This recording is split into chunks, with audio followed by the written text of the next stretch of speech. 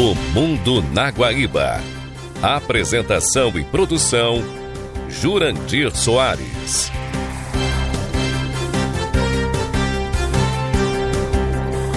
Bom dia! Estamos iniciando a apresentação do programa O Mundo na Guaíba, deste fim de semana, 24 de janeiro de 2026. Este programa tem o apoio de Cindy Lojas Porto Alegre, Padaria e Confeitaria Roma e Instituto Unimed RS. Comece o ano com mais segurança e praticidade.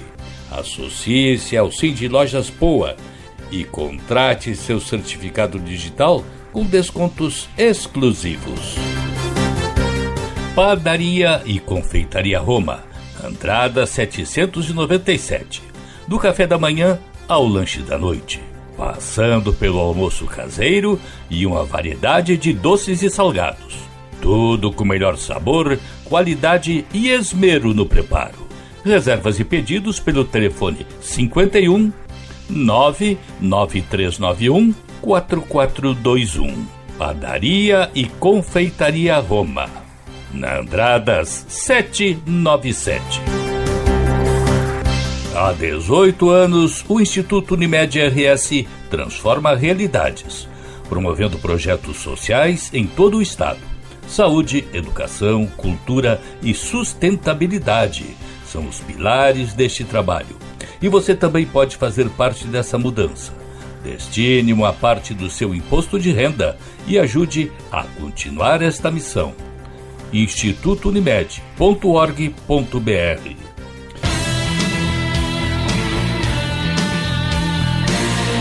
No programa de hoje, vamos falar sobre a miséria de Cuba que aumenta com o isolamento da Venezuela. O que envolve a nova doutrina Monroe? O que foi o Império Otomano? Por que o Ártico se tornou tão importante? Quem já aderiu para o Conselho de Paz de Gaza? E a mudança de Trump com relação à Groenlândia.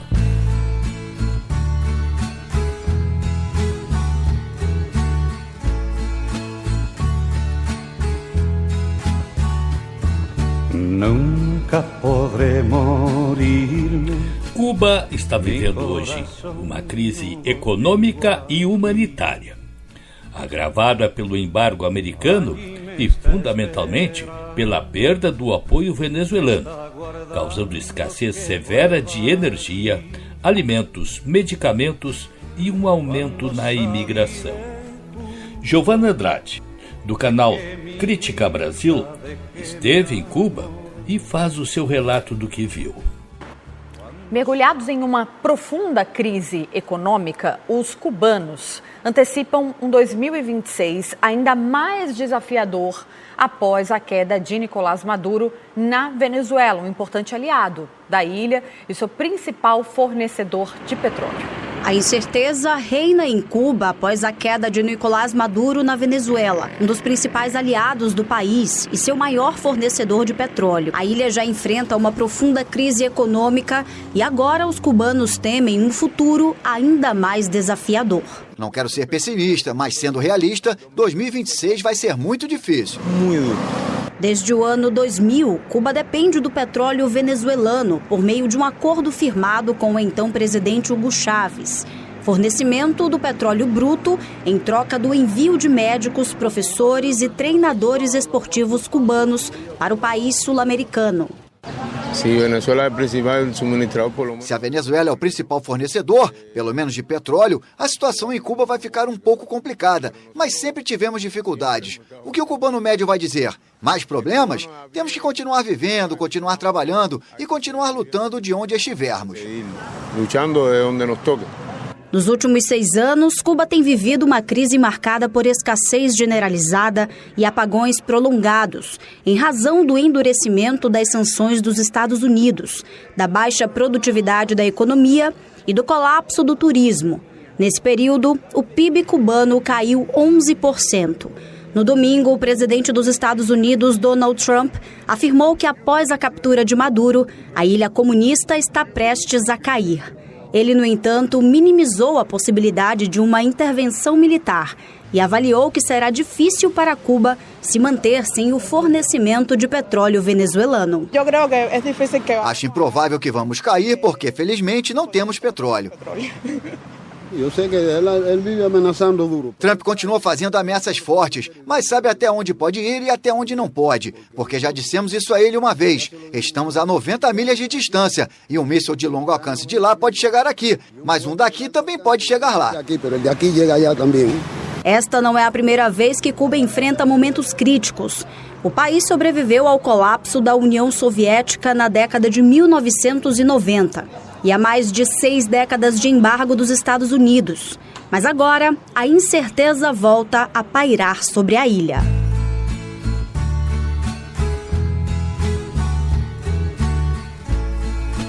A captura do ditador da Venezuela, Nicolás Maduro, abriu uma fase de incerteza não só na Venezuela, mas também em Cuba, principal aliado do regime bolivariano.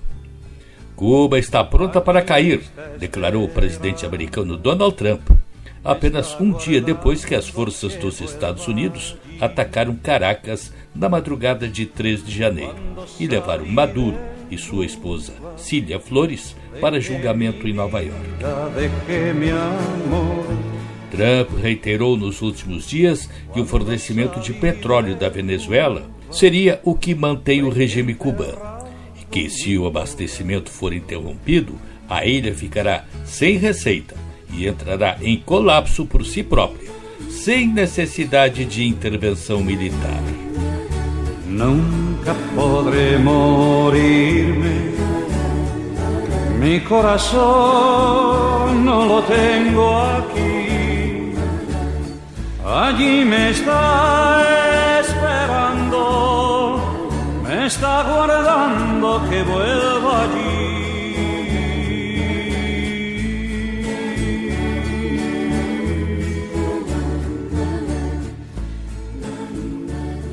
A seguir,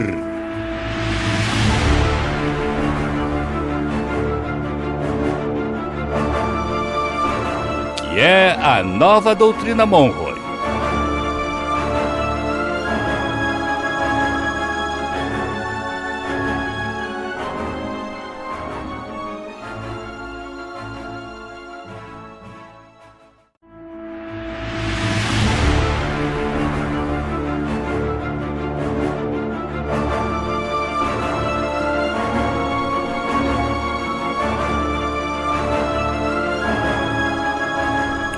Quem acredita que os Estados Unidos intervieram na Venezuela por causa do petróleo, não compreendeu o século nem a guerra que se aproxima. Quem faz essa declaração é Carolina Restrepo Canhaveira, advogada e política colombiana, em artigo que ela escreveu no jornal Prensa Digital de Buenos Aires. E segue dizendo que uma guerra não começou em 3 de janeiro de 2026. Uma doutrina foi ativada, a resposta preventiva a uma ameaça composta. Não se tratava de recursos, tratava-se de geometria do risco. O que é uma ameaça composta? Quando 3 potências hostis, China, Irã e Rússia, e Cuba, operam em conjunto no mesmo território, o problema não é a soma das partes, é a sinergia. A China garantiu o controle de minerais estratégicos essenciais para sistemas de orientação, telecomunicações e armamentos. O Irã instalou bases ofensivas de drones capazes de atingir a Flórida a partir do Caribe. A Rússia implantou sistemas de guerra eletrônica, radares, treinamentos de inteligência e escudos antiaéreos. Durante anos, Cuba se infiltrou no aparato militar venezuelano, tornando-se o núcleo da contra-espionagem, da lealdade interna e da repressão política. Não foi influência, foi uma arquitetura de guerra, uma plataforma multinacional hostil a menos de 2.000 quilômetros do Comando Sul norte-americano. o limite foi ultrapassado. Desde 2023, o Pentágono atualizou sua doutrina. As ameaças não são mais medidas por intenções, mas por conjuntos. Se um país adversário controla os minerais, outro produz os mísseis, outro fornece inteligência e outro controla a cadeia de comando, a ameaça já existe, mesmo antes do primeiro projétil ser disparado. Não importa se há uma declaração de guerra, o que importa é que a capacidade esteja presente. E esta capacidade ultrapassou todos os limites doutrinários para a segurança regional. Não foi intervenção, foi neutralização. É por isso que refinarias, poços de petróleo, etc., não foram atacados. O artigo de Carolina Restrepo continua dizendo que centros de telecomunicações, instalações de drones, instalações de radar e centros de comando conjunto foram alvejados. Uma infraestrutura de agressão silenciosa, projetada para operar sem bandeiras, mas com objetivos claros, foi desmantelada. Não se tratava de petróleo, tratava-se de negação estratégica, porque a Venezuela não era mais um estado falido, era um satélite funcional de 4 potências inimigas.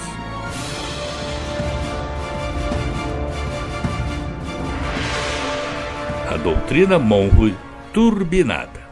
Que ninguém se engane, a doutrina Monroe não está morta. Ela apenas mudou de linguagem. Hoje chama-se dissuasão preventiva, soberania hemisférica, gestão integrada de ameaças. Mas seu princípio orientador permanece intacto. O hemisfério ocidental não é uma zona operacional para regimes militares hostis coordenados da Ásia ou do Caribe comunista. Cuba não era espectadora, era o baluarte interno. Os responsáveis pela proteção de Maduro não eram soldados venezuelanos, eram cubanos, treinados, infiltrados, obedientes à Havana. E o Pentágono sabia disso há anos. Esta não foi uma operação militar, foi um alerta global. Não se tratava da Venezuela. Era a mensagem. Não criem ameaças complexas em nossa região. Nós as desmantelaremos antes que elas disparem. E o artigo de Carolina Restrepo conclui: esta é uma nova linguagem de segurança continental. E a explicação não está em um blog. Está nos mapas de risco do Pentágono.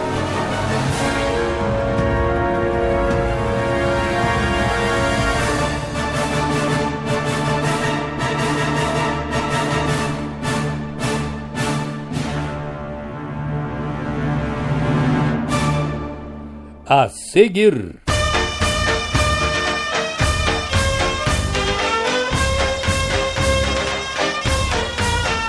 o que foi o Império Otomano?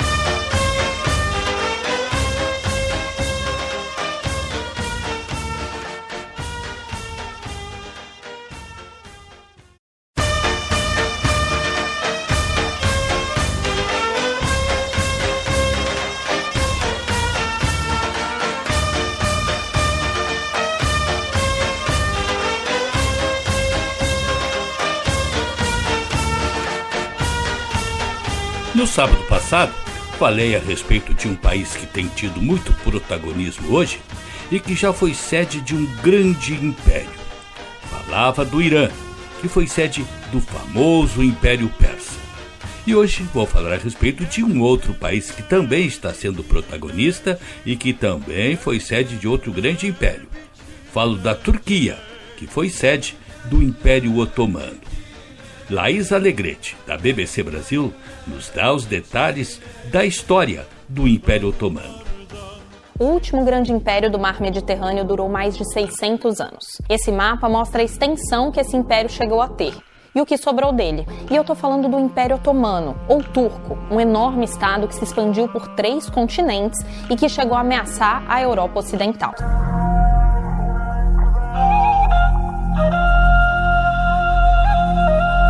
Isso que você está escutando é o chamado à oração do Islã, religião predominante no Império Otomano. O Islã de corrente sunita foi adotado pelos povos turcos quando ainda eram nômades na Ásia Central. Mas tudo indica que foi só no século XI que os turcos começaram a se estender pela península da Anatólia, atual Turquia. Naquela época, a área era controlada pelo Império Seleucida. Com sua decadência, se formaram vários pequenos principados autônomos. Um deles tinha a cidade de Sogut como capital, e seu líder era Ertuğrul. O filho dele, Osman I, foi quem deu origem ao Império Otomano em 1299, e assim começou a dinastia otomana. Mas de onde vem esse nome? Em árabe, Osman se escreve assim, e se pronuncia algo como Osman. Os bizantinos foram os primeiros rivais dos otomanos. Eis como a história se desenrolou. Com a divisão do Império Romano, as penínsulas de Anatólia e dos Balcãs ficaram sob domínio do Império Bizantino. Mas à medida que os bizantinos foram perdendo territórios, Osman viu uma oportunidade de dar o golpe final. Durante o século XIV, os otomanos avançaram pelo noroeste da Anatólia e na Europa entraram nos Balcãs, enfrentando os bizantinos. As várias conquistas otomanas foram se tornando capitais do Império, desde Sogut, onde ele nasceu, até Bursa e depois Edirne. Mas o grande anseio do povo turco sempre foi Constantinopla, a joia da coroa bizantina. A cidade estratégica foi finalmente conquistada em 1453, depois de 8 semanas de investidas comandadas pelo sultão Mehmed II, o Conquistador. Esse foi o fim do Império Bizantino. Constantinopla virou a capital do Império Otomano, com o nome que tem até hoje, Istambul. Essa conquista consolidou também o poder turco nos Balcãs, que já se estendia pelas atuais Bósnia, Sérvia, Albânia, Macedônia, Bulgária e Grécia. Outras regiões, como Valáquia e o Kanato da Crimeia, foram subjugadas pelo Império Otomano. E a ânsia expansionista dos otomanos estava apenas começando. Com a chegada do século XVI, 2 sultões conseguiram transformar o Império Otomano na força dominante no mar Mediterrâneo, Selim I e Solimão I. Selim I foi sultão por 8 anos e liderou uma das maiores expansões otomanas. Acabou com o sultanato mameluco e anexou a Síria, a Palestina e o Egito. A Argélia também acabou se unindo ao Império. Com as anexações, os otomanos tomaram o controle das cidades santas de Meca e Medina, os locais mais sagrados do Islã. Sob o filho de Selim, Solimão I o Magnífico, os otomanos se assentaram no norte da África e principalmente avançaram para grande parte da Hungria, incluindo Budapeste. Eles tentaram sem sucesso conquistar Viena em 1529, mas foi um sinal claro para a Europa de que o Império Otomano era uma ameaça. Mas como eles conseguiram manter um território tão extenso?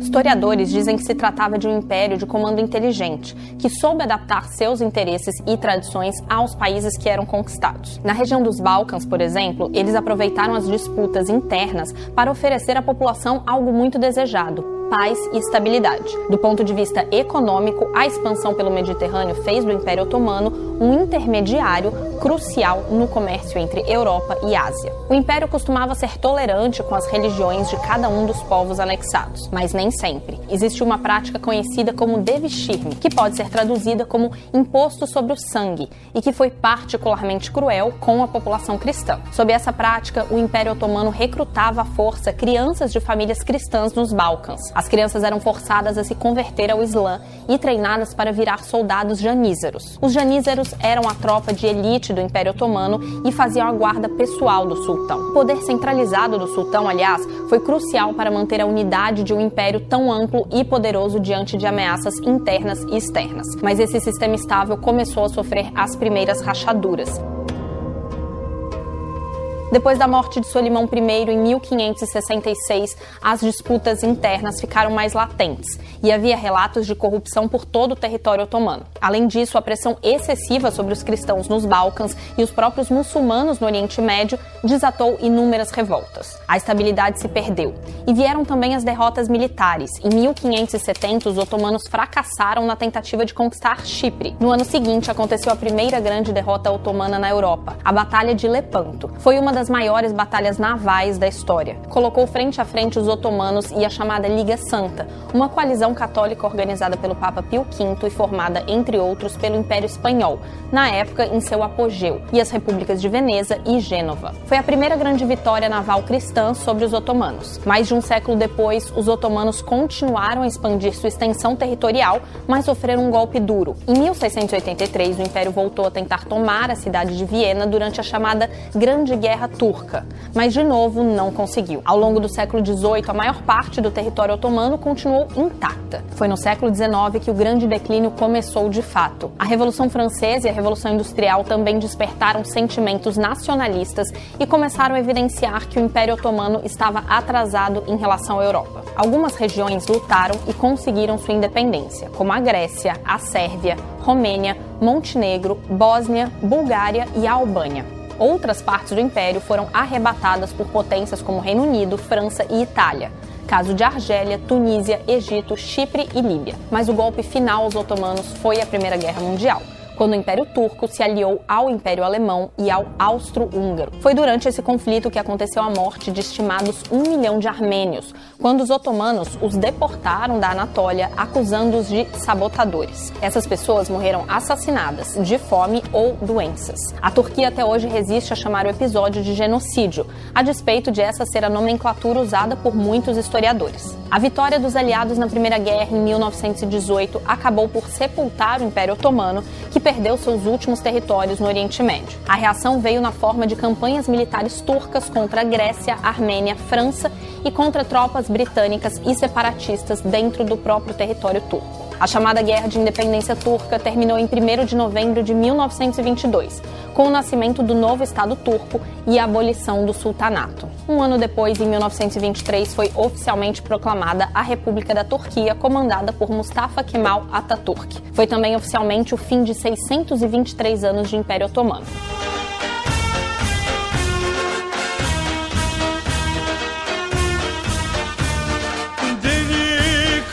Atatürk fundou a Turquia buscando separar o Estado da religião e fazendo predominar a democracia do país.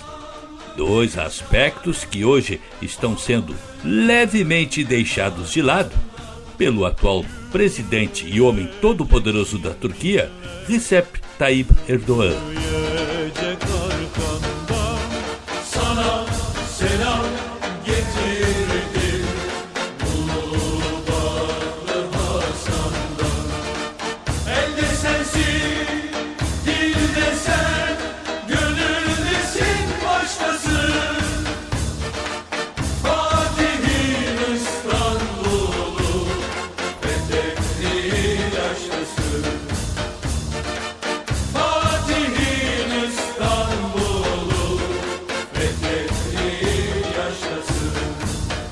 A seguir,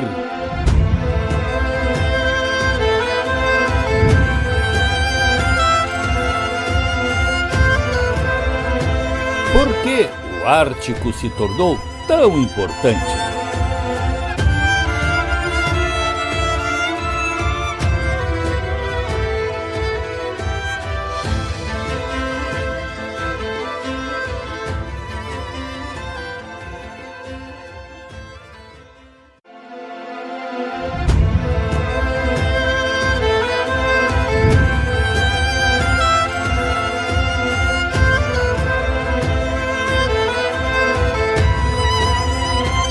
O que acontece no Ártico não fica no Ártico.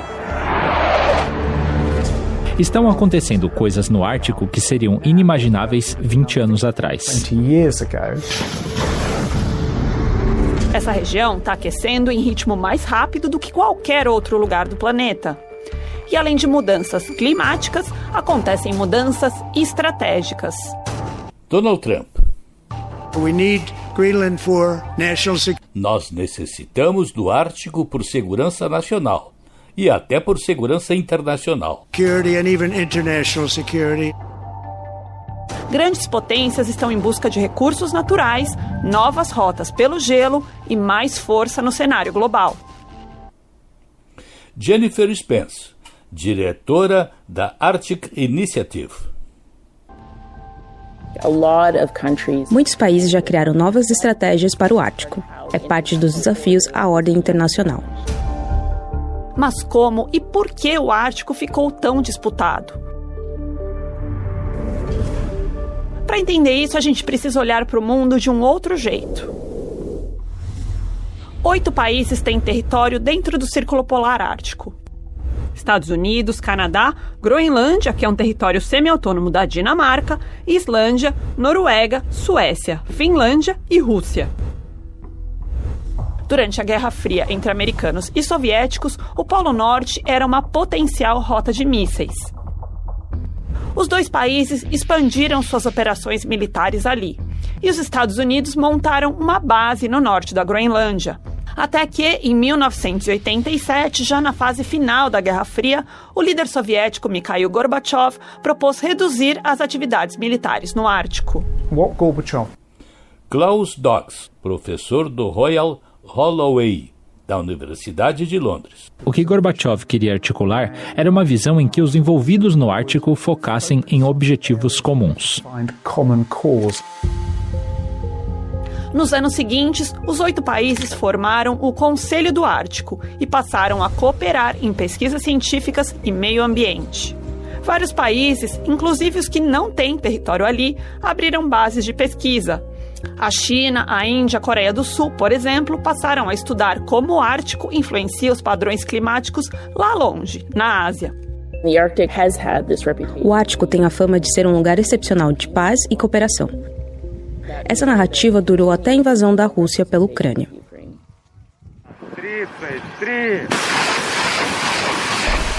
Em 2022, a Rússia reacendeu as disputas da Guerra Fria.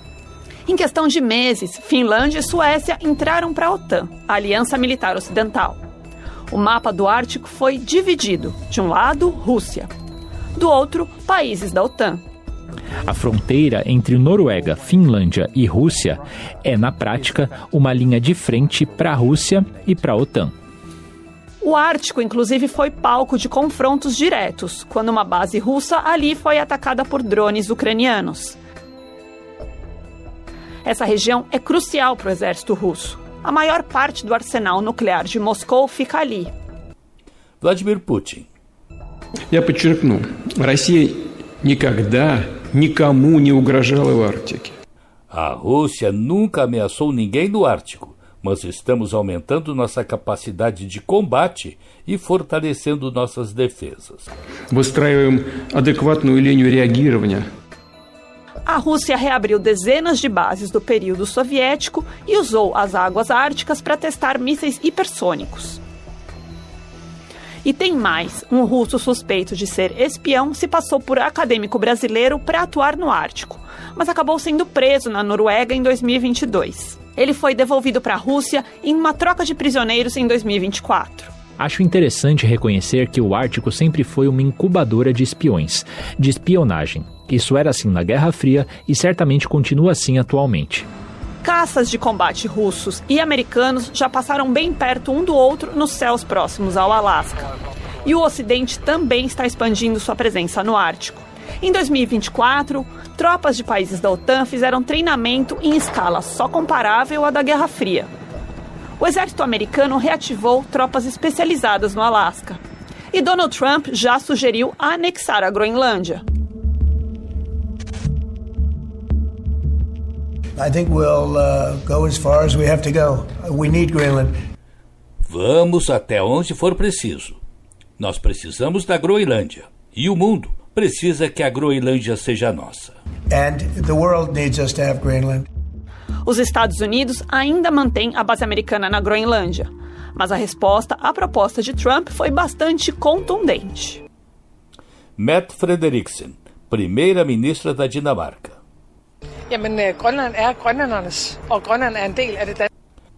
A Groenlândia pertence ao povo do Ártico e é parte do reino da Dinamarca. E isto não vai mudar. Pesquisas de opinião indicam que os habitantes de lá não têm interesse em serem parte dos Estados Unidos. A maioria deles quer, na verdade, a independência.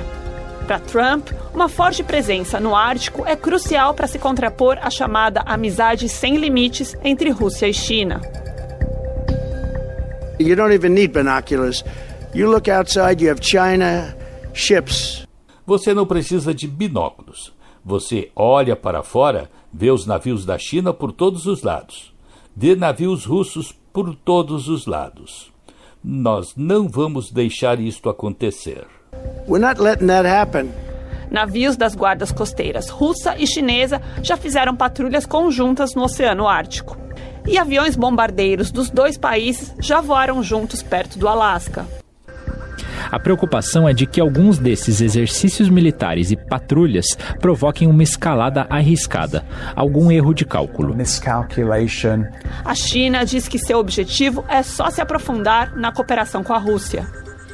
Mas essa relação também tem tensões próprias. Teve o perigo do qual a Rússia tem total consciência, que quanto mais colabora com a China, mais dá legitimidade para a China agir como um agente poderoso perto do Ártico. A China se considera um estado próximo ao Ártico, apesar de estar a 1.400 quilômetros de distância do Círculo Polar. Em 2018, Pequim lançou uma série de investimentos na chamada Rota da Seda Polar, mas enfrentou resistência de comunidades que querem diminuir sua dependência em relação à China. Jennifer Spence, diretora da Arctic Initiative. Não há dúvidas de que a China queira ter um impacto significativo no Ártico, mas isso ainda não deu frutos. A maior parte do sucesso econômico da China no Ártico vem de parcerias com a Rússia, em projetos como a extração de gás natural. E transportar esse gás ficou mais fácil por causa do derretimento do gelo polar.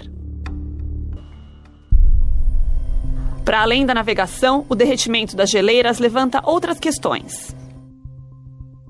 Existe a narrativa de que o Ártico é a última fronteira de acesso às riquezas naturais. Estima-se que o Ártico abrigue 30% do gás não descoberto do mundo e 13% do petróleo não descoberto. A região, especialmente a Groenlândia, também tem minerais em abundância. Ted Cruz, presidente do Comitê de Comércio do Senado. If the U.S. were to gain access to Greenland's resources, it could significantly reduce our dependence on foreign suppliers.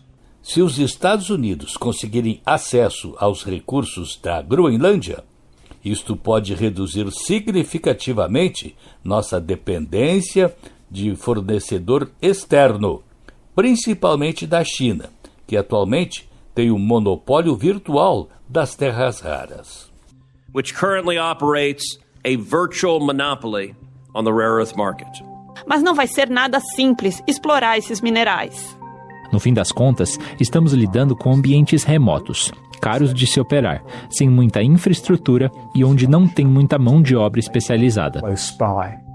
Mesmo com as dificuldades, está todo mundo de olho no que o derretimento das geleiras vai revelar e em como isso vai alimentar a competição por uma região que já é bastante disputada. 15 anos atrás, teríamos dito que o Ártico era uma região de alta latitude e baixa tensão. Agora é de alta tensão.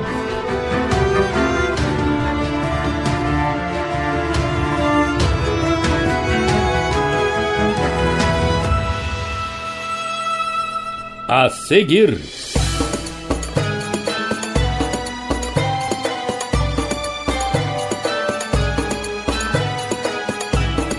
que países já aderiram ao Conselho de Paz para Gaza?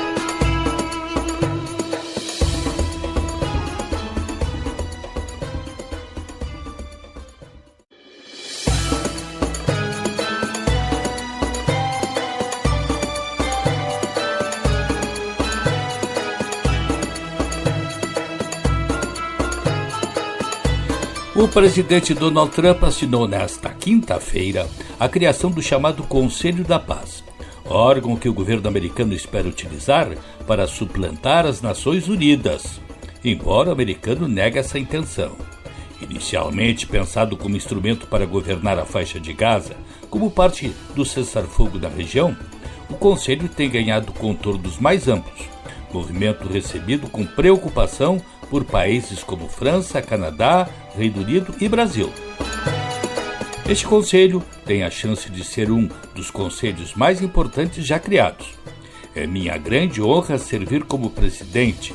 Fiquei muito honrado quando me pediram isso, disse Trump, embora seu governo tenha sido o idealizador e fundador do grupo. A cerimônia de assinatura ocorreu às margens do Fórum Econômico Mundial, em Davos, na Suíça. O evento teve a presença de alguns líderes que já aceitaram participar do Conselho, como o argentino Javier Milei, o indonésio Prabowo Subianto e o húngaro Viktor Orbán. O presidente Lula está ainda com muitas dúvidas quanto à aceitação do convite. O Brasil continua com a chamada cautela diplomática, não é? O que dá para dizer é que as possibilidades de uma resposta às pressas, elas são a cada dia mais remotas. O governo brasileiro tem adotado toda a cautela, tem esperado para acompanhar as manifestações de outros países ao redor do mundo e também para conseguir mais detalhes sobre a real intenção desse Conselho da Paz anunciado por Donald Trump. Então, o que o governo brasileiro tem feito, pelo que a gente pode apurar aqui no Palácio do Planalto e também no Itamaraty, é esperado. O Brasil tem estudado as possibilidades, mas há várias preocupações com pontos como a possível concorrência com as Nações Unidas, um possível ponto de um conselho que seja muito mais personalista do que de fato preocupado com a solução de conflitos em regiões conflagradas ao redor do mundo. Há uma série de preocupações ao mesmo tempo em que o governo também teme a forma como uma eventual negativa poderia ser comunicada à Casa Branca para evitar qualquer tipo de retaliação em forma de tarifa ou em forma de outro tipo de sanção que possa vir da Casa Branca. Então, colocando esse plano em prática, de acompanhar as movimentações ao redor do mundo e conversar com outros líderes, o presidente Lula falou de fato com duas lideranças. Ele falou com o primeiro-ministro da Índia, o Narendra Modi. Foi uma conversa por telefone que durou cerca de 45 minutos, conversa na qual eles falaram também sobre outros fatos. O presidente Lula, depois do Carnaval, vai até a Índia fazer uma visita de Estado, mas falaram também sobre a situação em Gaza e sobre a disposição de trabalharem juntos em prol da paz do mundo. E ontem, o presidente Lula falou por telefone com outra liderança. Foi um contato que ele teve com o Recep Tayyip Erdogan, presidente da Turquia. Esse sim foi convidado e já aceitou o convite de Trump. E os dois ali naquela conversa também falaram sobre a situação em Gaza. Então, Lula continua mantendo esses diálogos para tentar definir a estratégia do governo brasileiro, se por um sim ou por um não. 7 países, entre eles Arábia Saudita, Turquia e Egito, disseram que vão aderir ao Conselho da Paz do presidente dos Estados Unidos, Donald Trump.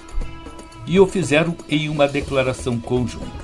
Eles se juntarão a Israel, que também confirmou publicamente sua participação.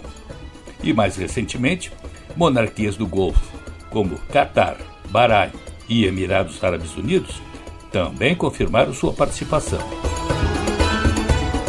Lembrando que o convite para que os países tenham assento permanente neste Conselho de Paz corresponde a uma doação de $1 bilhão para o movimento. Inicialmente acreditava-se que o Conselho teria como objetivo ajudar a pôr fim à guerra de 2 anos entre Israel e Hamas e supervisionar a reconstrução em Gaza. No entanto, o estatuto proposto não menciona o território palestino e parece ter sido concebido para substituir funções da ONU. A Arábia Saudita, porém, afirmou que o grupo de países de maioria muçulmana, Arábia Saudita, Turquia, Egito, Jordânia, Indonésia, Paquistão e Catar, endossou o convite de consolidar um cessar-fogo permanente em Gaza, apoiar a reconstrução e avançar no que descrevem como uma paz justa e duradoura. No entanto, não se ouviu falar nada sobre um Estado palestino.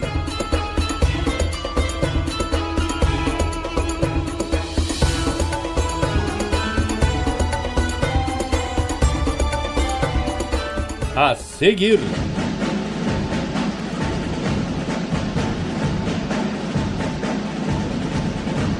a mudança de Trump com relação à Groenlândia.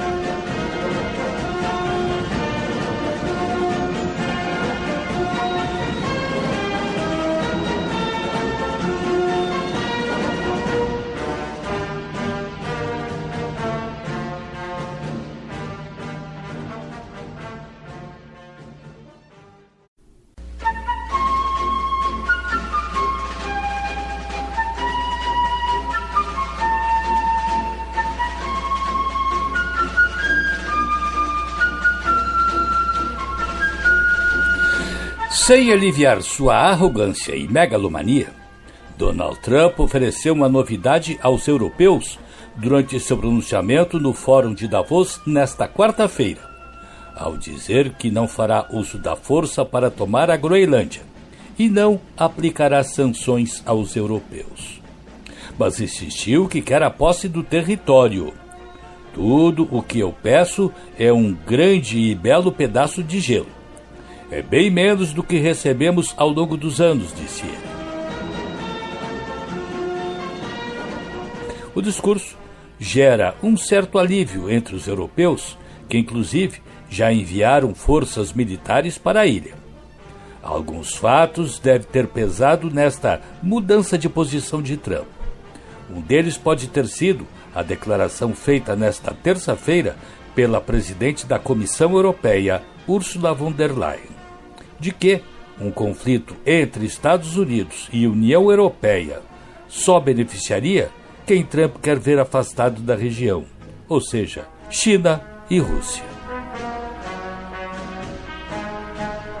Já havia destacado em manifestações anteriores a falta de uma voz na Casa Branca ou entre secretários de Trump no sentido de dissuadi-lo da forma arrogante como vem conduzindo o assunto, pois seria muito mais efetivo negociar com as partes para uma ampliação da base militar que os Estados Unidos já possuem na ilha. Não haveria objeção nesse sentido, pois chegam informações de que lideranças militares estariam tentando convencer Trump nesse sentido, até porque não estariam dispostas a uma confrontação com as forças da Europa lá na Groenlândia. Outro fato que pode ter pesado é a forte posição de lideranças europeias ao assumir a defesa da ilha. Assim, se Trump estava esperando que com suas ameaças não encontraria resistência, isso mudou com o que passou a acontecer a partir desta terça-feira com a ocupação militar da ilha por forças europeias. Cabe acrescentar como alívio nas tensões este fato de Trump descartar a aplicação imediata de tarifas sobre produtos europeus. É claro que no caso de um confronto militar dos Estados Unidos com a Europa, a vitória seria tranquilamente dos americanos, mas seria a famosa vitória de pirro, carregada de efeitos negativos, porque o resultado de um confronto dessa natureza seria desastroso para todos os envolvidos. Mas ainda há um fator que marca uma diferença profunda no ponto de vista das duas partes. Trata-se da tomada da ilha como quer Trump. Como dinamarqueses e groenlandeses têm dito, a ilha não está à venda. E aí, mais uma vez, vem o óbvio: negociação, com a cessão do território para a ampliação da base militar que os Estados Unidos já possuem na ilha desde 1951. Não há dúvida também de que outro interesse norte-americano na ilha diz respeito aos minérios, em especial as terras raras. Trump, tentando dissuadir o interesse nesses produtos de que os Estados Unidos são dependentes da China, disse que os minérios estão a centenas e centenas de metros abaixo da camada de gelo. Isto, evidentemente, não seria problema de extração com toda a tecnologia que existe hoje. O interesse americano pelos minérios ficou comprovado pelo pronunciamento do senador Ted Cruz, um dos expoentes dos republicanos, que hoje é o presidente do Comitê de Comércio do Senado. Disse ele: se os Estados Unidos conseguirem acesso aos recursos da Groenlândia, isso pode reduzir significativamente nossa dependência de fornecedores externos, principalmente a China, que atualmente tem o virtual monopólio de terras raras. O serviço em português da AFP detalha o que foi acertado em Davos. O presidente americano Donald Trump suspendeu nesta quarta-feira a ameaça de impor novas tarifas para vários países europeus e garantiu que concebeu o marco de um futuro acordo sobre a Groenlândia em uma reunião com o secretário-geral da OTAN, Mark Rutte, em Davos, na Suíça. Com base nesse entendimento, não vou impor as tarifas que deveriam entrar em vigor em 1º de fevereiro, escreveu o presidente americano em sua plataforma Truth Social, sem dar nenhum detalhe sobre esse marco. Na semana passada, Trump ameaçou impor novas tarifas de até 25% a 8 países europeus por apoiarem a Dinamarca e enviarem uma missão militar de exploração à Groenlândia. Em uma entrevista nesta quarta, o republicano disse que o acordo sobre a Groenlândia lhe dá tudo o que queria. Está um pouco em andamento, mas está bem avançado. Nos garante tudo o que precisávamos. É um acordo de longo prazo, é o melhor acordo de longo prazo possível, e acho que coloca todos em uma posição muito boa, especialmente no que diz respeito à segurança, minerais e tudo mais. Já o secretário-geral da OTAN, Mark Rutte, destacou que teve uma conversa muito produtiva com Trump sobre a segurança na região do Ártico, afirmou a porta-voz de Rutte nesta quarta-feira. As negociações entre a Dinamarca, a Groenlândia e os Estados Unidos continuarão para garantir que a Rússia e a China nunca consigam se estabelecer econômica ou militarmente nessa ilha do Ártico, um território dinamarquês, acrescentou a porta-voz em um comunicado. Trump insiste em que essa ilha, rica em minerais, é vital para a segurança dos Estados Unidos e da OTAN frente à Rússia e à China, à medida que o gelo do Ártico derrete e as superpotências competem por uma vantagem estratégica nesta região. O presidente americano também disse que há discussões adicionais em curso sobre o Domo de Ouro em relação à Groenlândia, referindo-se ao escudo antimísseis que pretende construir. O importante no atual momento é que Trump tirou o pé do acelerador, porém ainda segue dirigindo em alta velocidade, a qual ainda é passível de um acidente de percurso. Acreditando-se que seja crível no pronunciamento de que não haverá uso da força, ainda há, no mínimo, um fator de agressão que diz respeito à intenção de posse do território que não está à venda. Ou seja, a situação ainda é tensa, mas aparece a luz no final do túnel. O que se espera é que não seja aquele trem que vem no sentido contrário.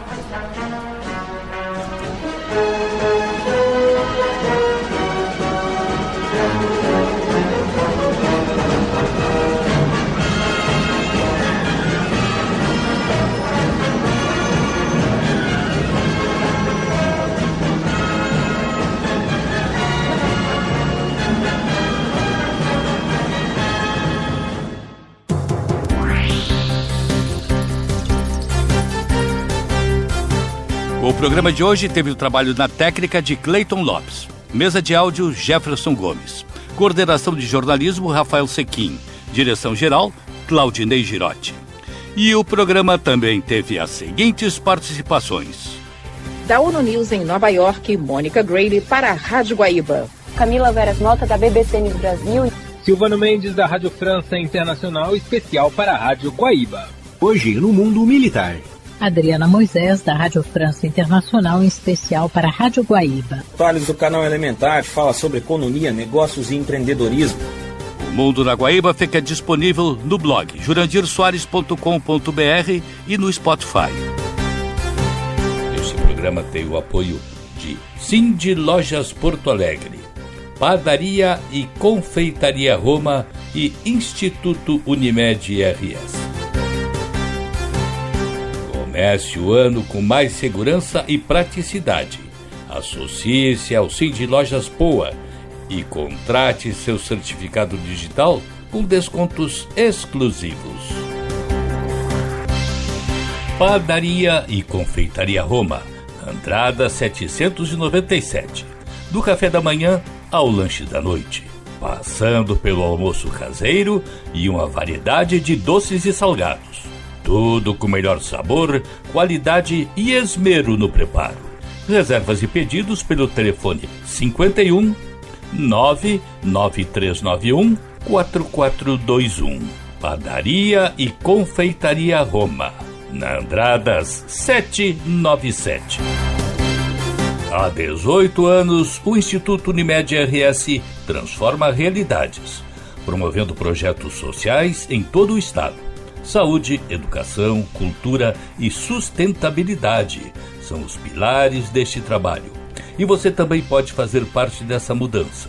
Destine uma parte do seu imposto de renda e ajude a continuar esta missão.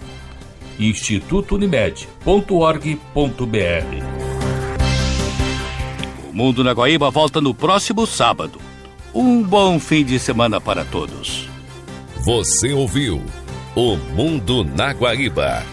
Apresentação e produção Jurandir Soares.